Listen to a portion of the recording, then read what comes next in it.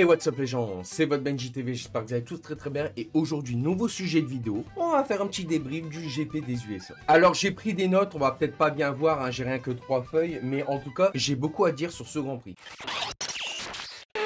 Alors première étape, on va parler de Sainz, hein, le premier accident du GP des USA. Sainz qui se fait percuter par Russell, incident de course pour ma part, mais bon, Sainz a pris un mauvais départ et Russell a pris un meilleur départ et ça finit par faire un contact entre la Mercedes de Russell et la Ferrari de Sainz. Et il y a eu un problème hydraulique, je crois, une fuite hydraulique, je crois, si je dis pas de bêtises pour Sainz. Il était contraint à l'abandon dès le premier tour, dès le premier virage. Et franchement, horrible pour Ferrari. Deuxième petite chose à noter aussi, le crash fulgurant et violent entre Alonso et Stroll. Alonso était carrément en wheeling. Alors pour vous expliquer un petit peu l'accident de mon point de vue, en tout cas via les caméras de Canal+. En tout cas, une chose est sûre, c'est que Stroll, d'après son raisonnement dans l'interview, Stroll n'aurait pas vu Alonso. Il a décalé à gauche pensant que Alonso était sur la droite, alors que pas du tout. Les rétros, ça sert à ça. Et donc du coup, Stroll, il a simplement décalé légèrement à gauche, sauf que Alonso était dans son axe. Et il a pris part sur la roue arrière gauche de Stroll et il s'est littéralement fait, il a fait du wheeling. Il a levé sa Formule 1 en Y, Alonso, et avant de finir sa course en tapant légèrement le mur, et Stroll a complètement fait un tête à queue. Ça a été un violent crash, mais en tout cas, les deux pilotes s'en sortent indemnes.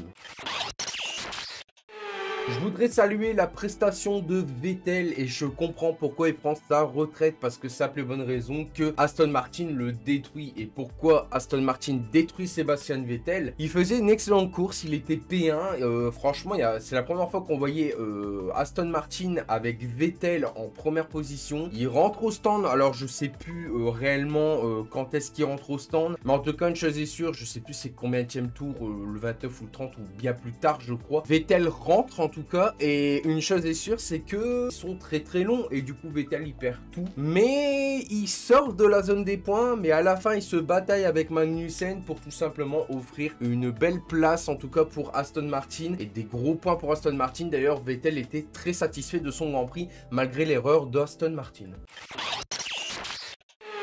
Mais on y a cru pour Lewis Hamilton. Pourtant Dieu sait que je suis pas fan de Lewis Hamilton, mais on y a cru cette fois-ci. Mais la Red Bull beaucoup trop agressive, beaucoup trop puissante. Celle de Max Verstappen, franchement, la Red Bull de Max Verstappen est imbattable. C'est incroyable. Verstappen avait eu aussi des problèmes au pit stop. D'ailleurs, il y avait une petite blague de Max Verstappen qui dit amazing, beautiful, enfin à la radio, et en fait il était mécontent de son arrêt au stand qui était ultra long. Et malgré ce problème, il a clairement tout dominé, malgré tout, parce qu'il était ressorti de stand, je crois il était P6 ou P7, je ne m'en rappelle plus, et ensuite il a réussi à aller chercher sa 13e victoire. Et d'ailleurs parlons de Max Verstappen a enfin égalé Vettel en 2013 et Schumacher en 2014 en termes de nombre de victoires sur une saison. Et en tout cas, il est à 13 et il peut potentiellement les battre, ce record, puisqu'il reste encore 3 petits grands prix, dont Mexique, Brésil et Abu Dhabi. Il a de quoi faire encore le petit Max. D'ailleurs, notons aussi que grâce à la victoire de Verstappen et la P4 de Sergio Pérez, ils ont remporté le titre constructeur pour Red Bull. C'était soit aux USA, soit au Mexique, mais ils ont préféré le faire aux USA. En tout cas, en 2022, Red Bull démonte tout, malgré le budget cap dépassé en 2021.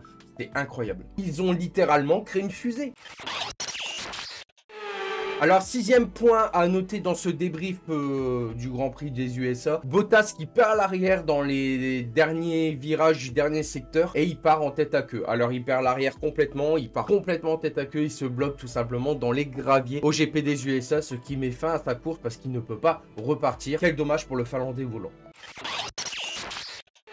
En tout cas, en bonus, je voudrais saluer la prestation de Charles Leclerc. Charles Leclerc, encore une fois, a encore frappé, malgré qu'hier, nous, dans le Nord, on avait de l'orage. L'éclair, l'orage, t'as compris? Enfin bref. En tout cas, il a commencé la course P12 pour la finir P3. Incroyable. Malgré les arrêts au stand et tout, et les difficultés. Vraiment impressionnant. Bref, j'espère que cette petite vidéo t'aura plu. En tout cas, petit débrief. Ça fait un moment que je n'avais pas fait un débrief GP. Je pense refaire ça pour le Mexique, en tout cas. J'espère en tout cas que vous avez kiffé. Si c'est le cas, petit pouce bleu et abonnez-vous. C'était votre Benji et tchou.